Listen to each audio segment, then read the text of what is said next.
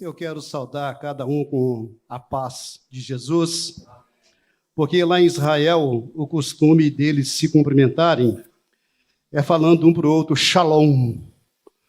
Shalom no hebraico significa paz, mas essa paz é a paz de Jesus, porque ela, para que possa ser manifestada na nossa vida, independe, não precisa de que as circunstâncias estejam bem. O que importa é que dentro de nós, a paz de Jesus nos mantém seguros. Irmãos, eu quero convidar vocês para abrir a vossa Bíblia no Evangelho de Mateus, no capítulo 10, nós vamos ler os versículos de 1 a 8. Então, por favor, abra sua Bíblia no capítulo 10 de Mateus. Está projetado aí também. Aqueles que abriram a Bíblia, eu peço, por favor, que não a feche, para que nós possamos acompanhar juntos o que a palavra de Deus tem para nos dizer. Então, Mateus escreveu, inspirado pelo Espírito Santo, as seguintes palavras: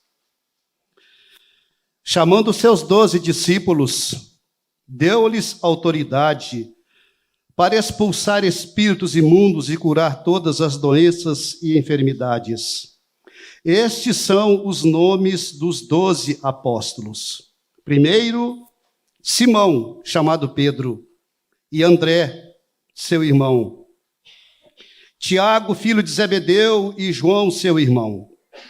Filipe e Bartolomeu, Tomé e Mateus, o publicano. Tiago, filho de Alfeu, e Tadeu, Simão, o Zelote, e Judas Iscariotes, que o traiu. Jesus enviou os 12 com as seguintes instruções: não se dirijam aos gentios, nem entrem em cidade alguma dos samaritanos. Antes, dirijam-se às ovelhas perdidas de Israel. Por onde forem, preguem esta mensagem: o reino dos céus está próximo. Curem os enfermos, ressuscitem os mortos, purifiquem os leprosos, expulsem os demônios. Vocês receberam de graça, deem também de graça. Não levem nem ouro, nem prata, nem cobre em seus cintos. Não levem nenhum saco de viagem, nem túnica extra, nem sandálias, nem bordão, pois o trabalhador é digno do seu sustento. Eu quero orar depois da leitura deste texto. Senhor nosso Deus, a tua palavra acabou de ser lida e ela continua diante de nós. O que fazer com ela? Precisamos da tua ajuda, Espírito Santo, para que a tua palavra seja viva em nosso coração. O Senhor, Espírito Santo, que inspirou aqueles que escreveram a tua santa palavra, o Senhor é o mesmo de quem nós precisamos, de que o Senhor nos ilumine para a melhor compreensão de cada texto que estão registrados na tua santa palavra. Nós oramos, Jesus, e agradecemos em teu nome. Amém. Irmãos, nessa mensagem que acabamos de ler, veja aqui duas palavras que são muito importantes e, ao mesmo tempo, elas são muito distintas. E a primeira palavra está registrada logo aí no primeiro versículo, que é a palavra discípulos. O que é discípulo? Discípulo é um aprendiz, é alguém que aprende com um mestre. Discípulo é o seguidor de alguém, que aprendeu com alguém. Esse é discípulo. E Jesus começa aí dizendo, o texto começa assim, chamando seus 12 discípulos. Interessante que logo a seguir, no versículo 2, aparece uma outra palavra. Estes são os nomes dos 12 apóstolos. Um versículo antes eram 12 discípulos, um versículo a seguir já eram 12 apóstolos. Qual é a diferença? É porque aqui, quando eles ainda eram discípulos, eles não haviam sido comissionados por Jesus para a grande missão que eles tiveram que empreender pela frente. No versículo 1, Jesus deu-lhes autoridade para expulsar demônios, espíritos imundos e curar todas as doenças e enfermidades. Não são algumas doenças, foram todas. Então, somente com esta autoridade dada pelo poder de Jesus, é que esses discípulos até então passaram a ser chamados de apóstolos. Então, a partir do versículo 2, eles vão seguir a caminhada deles, já como apóstolos. Por quê? Porque apóstolo é alguém que é comissionado, que é enviado e que é autorizado a falar em nome de uma outra pessoa. Então, esses apóstolos, eles já estavam autorizados por Jesus a falarem em nome dele, a fazerem coisas em nome dele e a fazerem coisas no poder que ele transferiu para esses apóstolos. Por exemplo, falando de apóstolo, nós podemos imaginar que, por exemplo, no campo diplomático, existe a figura do embaixador. Aqui em Portugal, existe o embaixador brasileiro. Assim como lá no Brasil tem o embaixador de Portugal. Quem é o embaixador? É alguém que tem a autorização e plenos poderes para ser o porta-voz de um governo. Ele fala em nome do governo. Então, esse é o embaixador. Mas ele teve que ser também comissionado. Então, da mesma forma, eram os profetas no Antigo Testamento. Os profetas eram os porta-vozes de Deus. Eles tinham autoridade para dizer em nome de Deus. Não é? Teve profeta que diz assim: assim diz o Senhor. Por exemplo, veja que quando Moisés foi chamado por Deus para ir falar com o faraó, Moisés perguntou: quem eu vou dizer para eles, a pessoa que está me enviando? Então Deus disse para Moisés: diga ao faraó que eu estou te enviando. Então Moisés foi ao faraó com esta autoridade de falar em nome de Deus. Então, esses apóstolos são comissionados por Jesus e eles começam então a pregar com toda a autoridade. O reino dos céus está perto. E quem é esse reino dos céus? O próprio Jesus. Esta era a mensagem central que esses 12 apóstolos levaram ao povo e nos traz até os dias de hoje. Então, Jesus transfere para esses apóstolos esta autoridade. Aqui há um fato curioso. Por que 12? Por que não 11 ou não 13? Já que era uma missão tão nobre e tão longa e duradoura, por que não 100? Há um simbolismo aqui que representa o porquê de 12. Primeiro, porque eles correspondem às 12 tribos de Israel. E correspondem aos 12 patriarcas do Antigo Testamento.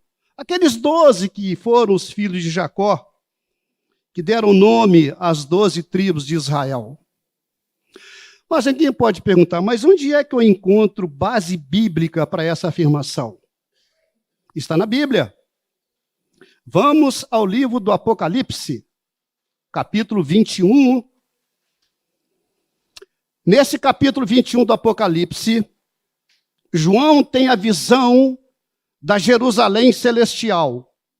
A Jerusalém celestial é o símbolo da igreja gloriosa, aquela que João estava a ver. Agora, Presta atenção no que diz o versículo 12 deste capítulo 21. Apocalipse 21, 12. Diz assim: tinha um grande e alto muro. Vocês veem que até hoje tem restos desse muro lá em Jerusalém, não é? Tinha um grande e alto muro com 12 portas e 12 anjos junto às portas. Nas portas estavam escritos os nomes das 12 tribos de Israel. E João continua olhando para aquela Jerusalém celestial, a nova igreja, e ele vê outra. E ele teve uma outra visão que está registrada logo aí no versículo 14, que diz assim: o muro da cidade tinha 12 fundamentos, e neles estavam escritos os nomes dos 12 apóstolos do Cordeiro. Então, queridos, por isso que o número é 12, e não 11, nem 13, não 100, não 50. É um simbolismo. Isso indica que, consequentemente, esse número de 12 foi fechado. Aqueles 12 apóstolos que foram comissionados por Jesus, não houve mais nenhum comissionamento depois desses 12. Temos visto por aí, em algumas denominações, que aparecem, né? Apóstolo isso, apóstolo aquilo. Não. Desses tempos de hoje, esses apóstolos que nós ouvimos falar por aí, nada mais são do que uma criação da mente humana. Deus e nem Jesus instituiu ou comissionou nenhum outro apóstolo depois desses 12.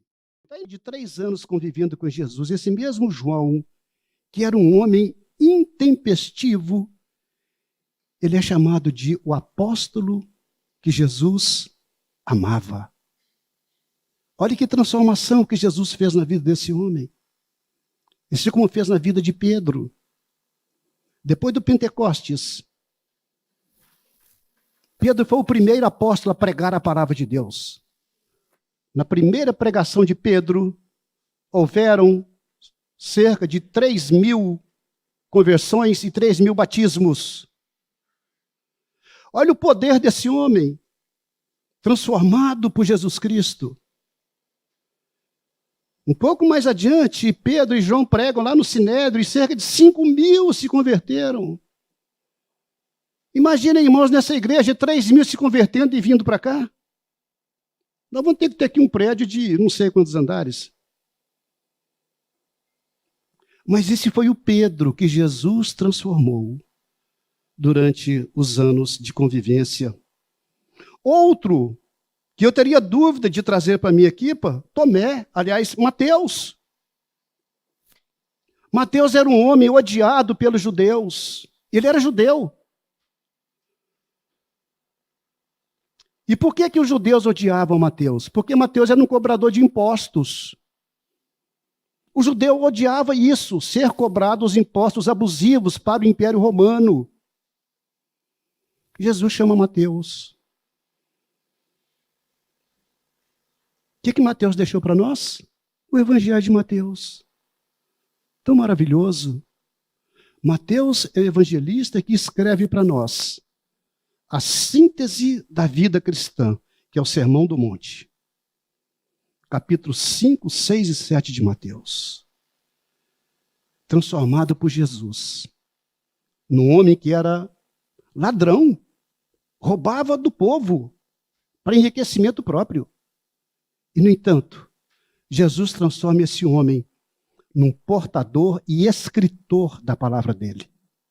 Homem fiel, de credibilidade. Tomé era um homem sem fé. Só acreditava naquilo que ele via. Eu teria dúvida, nos dias de hoje, de trazer um homem com esse perfil. Lembro também de um outro nome, Simão, o Zelote. Irmãos, Zelote era um grupo radical, daquela altura, que queria derrubar o governo romano. Um grupo radical de judeus. Eles eram bravos. Então, desse meio, desse grupo radical, Jesus chama um homem chamado Simão. Não é o Pedro, é outro Simão. Além de Judas, que o traiu. Judas. E Jesus deu a Judas uma tarefa: cuidar das finanças do grupo. Judas era o tesoureiro.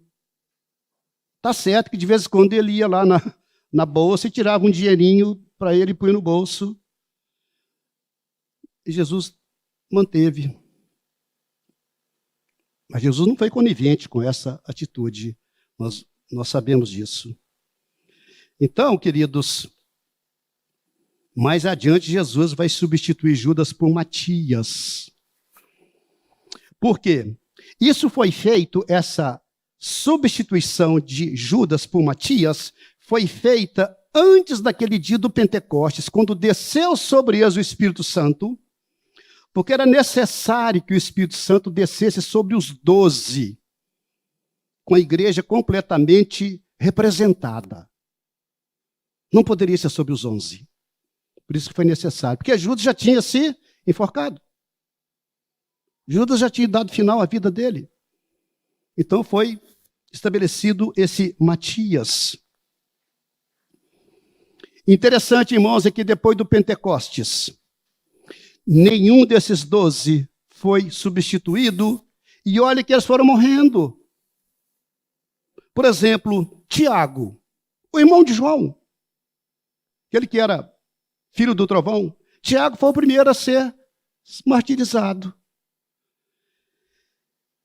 Ele foi decapitado por Herodes, pelo rei Herodes. Então, aliás, esse Tiago é o único registro na Bíblia do martírio de um apóstolo. Os demais apóstolos não têm nenhum registro na Bíblia de como que eles morreram.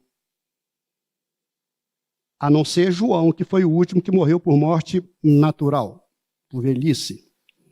Então, queridos, assim que morria um apóstolo, outro não era substituído. Ninguém era escolhido, ninguém era nomeado no lugar daquele que havia morrido para que voltasse a ter 12. Entende por que Jesus estabeleceu os 12 e não mais? Então, hoje não há mais comissionamento de apóstolo. Repito, o que vemos por aí são algumas intenções humanas de criar novidades nas suas igrejas. Essa igreja aqui não é uma igreja de novidades. Essa igreja aqui é uma igreja séria. Que ela conduz, ela é pautada pela palavra de Deus. E um pouco mais adiante, queridos, Jesus vai chamar um outro homem, chamado Paulo. Se você quiser ver detalhadamente como é que Jesus chama esse homem, que era um perseguidor dos cristãos, até então chamado Saulo, leia o capítulo 9 do livro de Atos. Ali você vai ver que Jesus Cristo teve esse encontro com Saulo. E Saulo, apesar de não ter sido parte integrante daqueles 12 que Jesus havia comissionado, porque Paulo apareceu, foi depois. Ainda assim, Paulo foi um dos grandes apóstolos de Jesus. Ele foi o apóstolo dos gentios. Todos os outros apóstolos não ficaram em Jerusalém. Eles saíram pelo mundo daquela altura, pela Ásia Menor, Ásia Maior. E eles foram para pregar a mensagem de Jesus. Qual foi? Arrependam-se dos seus pecados, porque o reino dos céus está perto. Essa era a mensagem que eles saíram para pregar. E Paulo, então, foi este que nas suas viagens missionárias, o que mais plantou igrejas. E deixou ali, por onde ele passava, naquele tempo difícil, de grande perseguição, sabemos como que Paulo foi sustentado pela palavra de Deus. Quando nós lemos, aliás, quando Paulo descreve as marcas que ele traz no corpo por ter servido a Jesus, a gente vê como que aquele homem sofreu. Acontece que quando ele literalmente cai do cavalo, no encontro com Jesus na estrada para Damasco, e que ele chega lá em Damasco,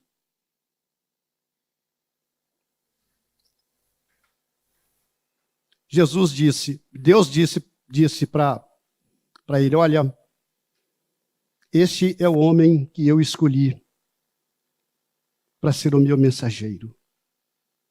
E ele vai saber o que é sofrer pelo meu nome. Porque Paulo tinha levado muita gente ao sofrimento. Paulo tinha aprisionado muitos daqueles que se reuniam nas casas para orar, para adorar a Deus. Servindo ao Império Romano, Paulo achava que estava fazendo o que era certo. Completamente enganado. Aí Jesus derruba esse homem do cavalo. E naquela queda, ele já levanta cego. E ele vai para Damasco cego. Ele não viu mais a estrada por onde ele passava para prender cristãos. Chega em Damasco cego.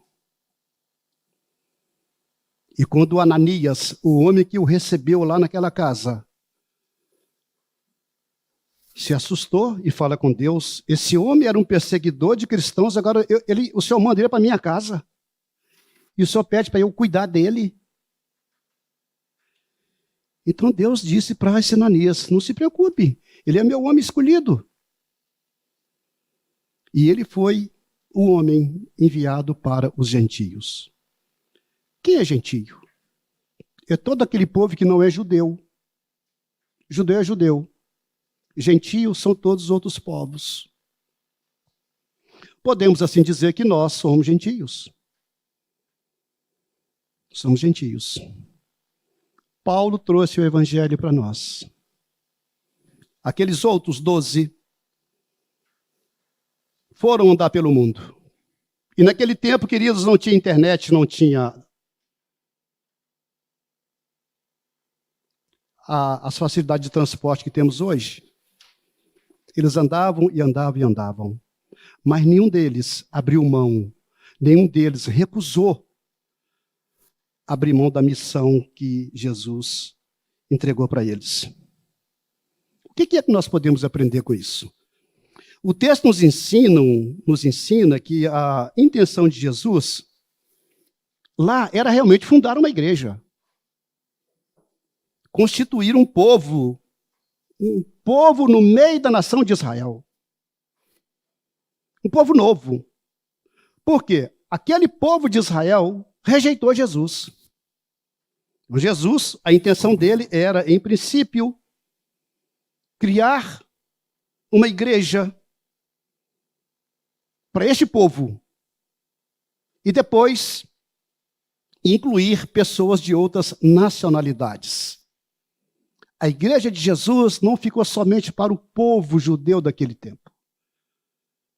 Outras nações também receberam a igreja. Tanto é que Paulo foi um destes. Então, por isso é que Jesus colocou a trabalhar esses 12 e eles haveriam de dar continuidade ao próprio ministério de Jesus. O ministério foi criado e estabelecido por Jesus, por ele mesmo, mas para que os 12 dessem continuidade.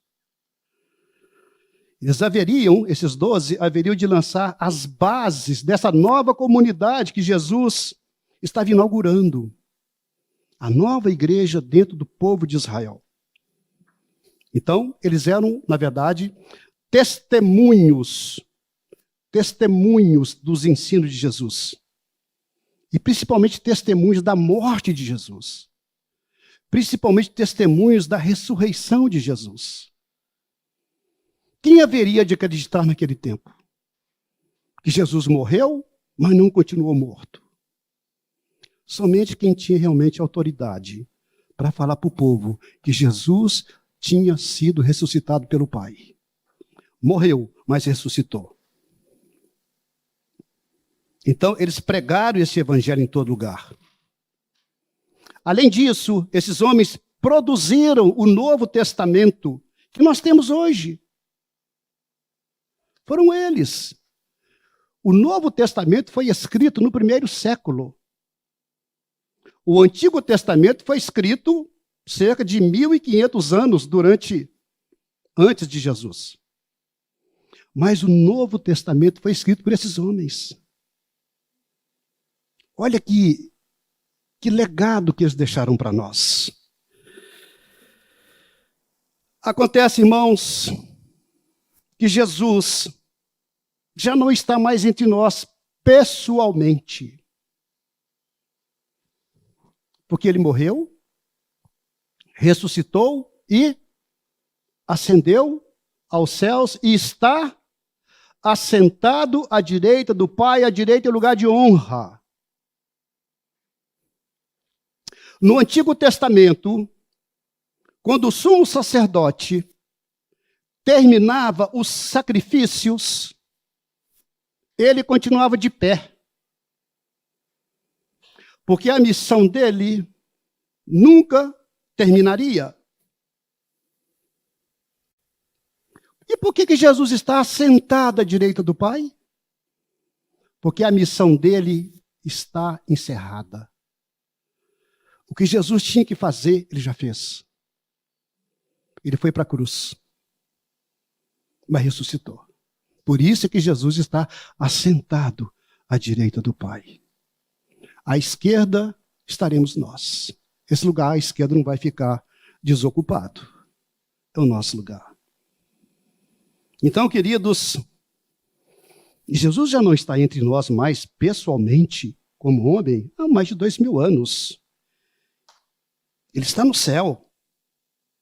Ele deixou a sua igreja neste mundo, iniciada e inaugurada por esses 12 homens que ele escolheu. Entretanto, esses apóstolos também morreram todos. Paulo já não está mais entre nós. Muito menos Mateus, Pedro, Tiago e João, Tomé, Filipe, Bartolomeu, Simão, Zelote. Nenhum deles está mais entre nós. Entretanto, a missão continua. A morte desses homens não encerrou a missão. A missão continua. Querem ver? Mateus 28, 19. Que está escrito assim. Acho que nem preciso ler a Bíblia, porque todos já sabem. Portanto, vão e façam discípulos de todas as nações. Não é assim? Batizando-os em nome do Pai, do Filho e do Espírito Santo. Aqui, queridos, não é uma opção para que você escolha. Do tipo, Jesus, quando eu tiver tempo, eu vou pensar nisso aqui. Não. Aqui, esse tempo verbal do ir, ele é um presente do indicativo. Vão e façam discípulos. Queridos, esta é a nossa missão. Fazer discípulos. Que Deus nos ajude, irmãos, a perceber a importância da igreja. A igreja é a continuidade do que Jesus veio fazer aqui neste mundo. Esta igreja é a continuidade do que Jesus veio fazer aqui neste mundo, que é anunciar o arrependimento para perdão dos pecados, restaurar vidas e trazer esperança. Queridos, na nossa oração, se Deus não estiver no nosso coração, durante a nossa oração, eu me atrevo a dizer que em vão nós oramos. Na nossa oração, Deus tem que estar vivo no teu coração, no meu coração. A presença de Deus deve ser manifestada. Quero falar para vocês sobre a campanha de missões se for possível, que a multimídia, sim, aí está. Esta é uma campanha que é trazida pela Convenção Batista Portuguesa, no mês de maio.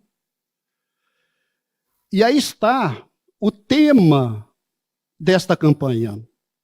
Juntos em Cristo, sejamos luz para as nações. Só que eu li isso sozinho. Então eu quero que, por favor, que vocês leiam comigo, porque isso é para vocês também. Vamos ler juntos? Juntos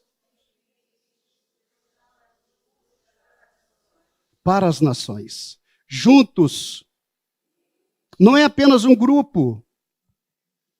É juntos. E aqui, irmãos, eu quero trazer para vocês, isso foi enviado pela Convenção Batista Portuguesa, uma igreja na Ucrânia, em meio da guerra. Aí eles estão reunidos. E aqui nós vemos o pastor dessa igreja, pastor Alexander Grebenuk, e a família dele. Uma foto atual, uma foto recente. E ele disse o seguinte: estar onde ele trabalha. Este é o tema desta igreja. Devemos estar onde Jesus trabalha. Então, queridos, esta igreja, em meio à guerra que está a acontecer na Ucrânia, eles disseram isso: queremos realmente estar onde ele trabalha. Esta igreja está ali há 2 anos. E essa guerra está há pouco mais de 1 ano. No entanto, eles dão um testemunho de que eles viram como que a igreja ajudou pessoas durante a guerra e se tornaram uma lâmpada para iluminar o caminho daquelas pessoas que perderam suas casas, perderam as suas propriedades. E a igreja serviu de apoio para eles. Na altura, aquela igreja existia apenas 1 ano. Irmãos, essa igreja batista de Matosinhos está perto de completar o seu centenário. Podemos e devemos fazer muito mais. Mas é necessário que haja um despertamento. E esse despertamento não é só de uma boca para um ouvido. É para atingir o seu ânimo. Para que você saia desse comodismo de que missões não é para nós, é para os outros. Aqui nós vemos uma igreja ucraniana aqui em Portugal. Não fui eu que escolhi falar sobre a igreja da Ucrânia, foi a Convenção Batista Portuguesa. E muito bom falar deles. Mas veja que aqui em Portugal, a igreja tem apoiado famílias ucranianas que vieram para cá fugindo da guerra. E eles receberam apoio não só dos conterrâneos deles, mas também de portugueses. Apoio logístico, apoio alimentar, apoio espiritual, apoio emocional. Irmãos, eu não gostaria de imaginar o estrago que faz uma guerra do ponto de vista emocional. É algo aterrorizador o que uma guerra provoca na emoção de uma pessoa que vê tudo perdido. E aí eles estão, aquela foto da esquerda, aquelas caixas, né, eles recolhendo donativos para enviar para a Ucrânia. Mas a igreja está viva, lá está orando. Eles louvam a Deus, mas eles oram. E eles estão com seus joelhos dobrados, clamando pela ação de Deus. Vemos aqui também, irmãos, uma outra informação trazida pela Convenção Batista Portuguesa, que é essa igreja de São Tomé e Príncipe, que eles fazem um clamor para nós que me deixou sensibilizado. Fiz até questão de destacar em amarelo. Por favor, orem pela salvação do nosso país, pela situação econômica e espiritual do povo de São Tomé e Príncipe. Orem pelo projeto de tradução da Bíblia da língua portuguesa para a nossa língua nacional. Crioulo, foro ou foro, gonla ou gonlá, enfim. Então vejam, queridos, estão aqui perto da gente. Então eles estão clamando por oração. Senhor, povo, orem por nós. Orem pela salvação do nosso povo. E aí, queridos, todos podem participar de missões. Todos. Há 3 formas, pelo menos, que alguém pode vir a participar de missões. Primeiro, você pode ir para o campo missionário. Você pode ir. Ou você pode ser enviado por uma associação, por uma igreja. Mas se você não pode ir, você pode orar por quem já está lá no campo missionário. Eles precisam muito da cobertura das nossas orações. Orar nós podemos. Não podemos ir, tudo bem? Mas podemos orar. Mas se você não pode ir, mas você também não ora, não quer orar, mas você pode então contribuir economicamente, financeiramente. Porque lá no campo missionário, o missionário não pode trabalhar. Portanto, ele não tem renda. Como vai viver o missionário? Como vai se alimentar? Como vai pagar uma morada? Às vezes tem o apoio da associação, mas muitos missionários são sozinhos. Então, é com essa contribuição sua que o trabalho missionário vai avançar. Então, eu quero incentivar a cada um de vocês. Não é esta a primeira vez que vem alguém aqui nesta igreja para falar de missões. E também não vai ser a última. Mas o que eu quero dizer aqui hoje é que você abra o seu coração e deixe esse tema entrar na sua vida. Missões. Mas não abra só o coração, não. Pode abrir o bolso também, não é? Para contribuir. Então, queridos, missão é para todos. Mudando já o assunto, já caminhando para o final, eu estou deixando aqui algumas mensagens, pastor, com a sua devida vênia. Nós queremos formar aqui um grupo de introdutores para trabalhar ali na entrada, na recepção da igreja. Nós queremos formar uma equipe de 12 pessoas. E essas 12 pessoas, preferencialmente, que sejam 6 homens e 6 jovens. É uma forma de incluir os jovens nas atividades da igreja. Olha, podem não ter observado com muita atenção, mas vocês não imaginam a importância que é a recepção na igreja. Sabe por quê? Ela é a porta de entrada, é o cartão de visitas da igreja. Eu já ouvi muitas pessoas dizerem que gostaram dessa igreja porque foram bem recebidas.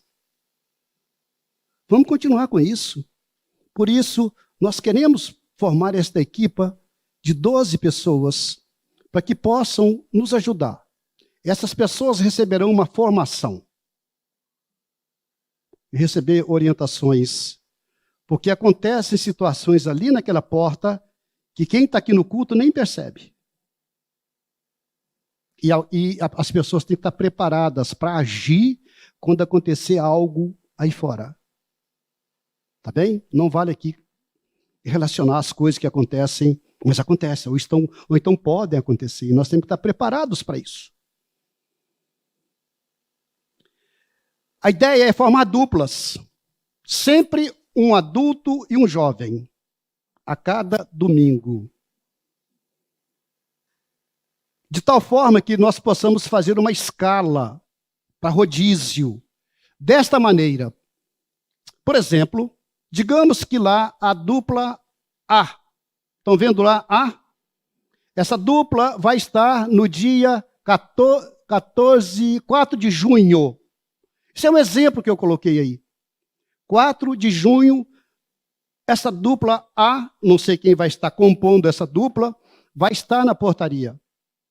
Quando é que ela vai voltar na portaria? Somente no dia 18 de julho. Ou seja, lá no sexto domingo. Qual é a intenção disso? É que nos domingos em que essa dupla A não estiver trabalhando na recessão, ela possa estar nas classes de estudo bíblico, possa participar tranquilamente do culto. Entendem? Então, este é o propósito de que nós possamos ter uma equipe já estabelecida, orientada, e dessa forma também não privar a pessoa de participar das atividades da igreja, porque ela vai estar na portaria, na recessão, a cada 6 domingos. Então, qual é o apelo que eu faço para vocês? Quem tiver disponibilidade de servir como introdutor, por favor, me passem o teu nome e nós vamos continuar conversando para que essa equipe possa ser formada. Finalmente, pastor, eu quero falar sobre o Ministério de Evangelismo, Discipulado e Missões. É um ministério que compõe os ministérios aqui desta igreja, do qual, atualmente, eu tenho a honra de ser o representante, de ser o líder desse ministério. Só que nós não trabalhamos sozinhos na igreja. Falamos aqui de missões, falamos de evangelismo, e aqui esse ministério precisa trabalhar também. Mas sozinho é impossível. Então, eu também quero convidar aqueles que têm esse desejo de trabalhar com evangelismo, discipulado. Vem a mim, então me dê o teu nome para que nós possamos começar a conversar, para que nós possamos estabelecer um modo de trabalho sobre esse ministério de evangelismo e discipulado e missões. Irmãos, que a nossa semana seja uma semana de paz, uma semana de bênção. É tão bom falar nisso, não é? Mas há lutas, não é? Então, que Deus nos ajude a sermos vencedores nessas lutas diárias. Porque quem anda com Cristo é mais do que vencedor. Amém. Glórias a Deus.